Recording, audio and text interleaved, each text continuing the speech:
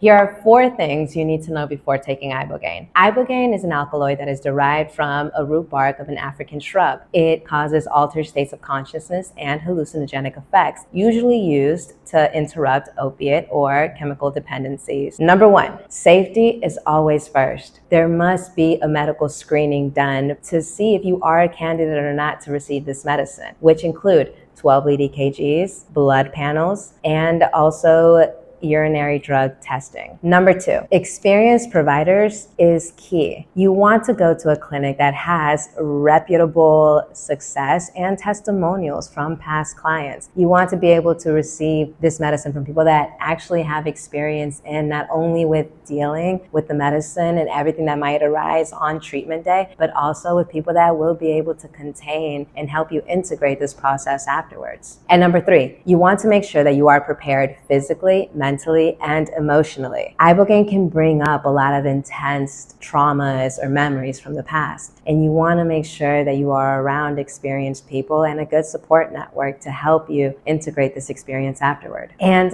number 4, post-Ibogaine treatment integration matters. The real work begins after your Ibogaine experience. So ensuring that you have follow-up care to help integrate these new insights that you have received into your daily life is key for long-term success.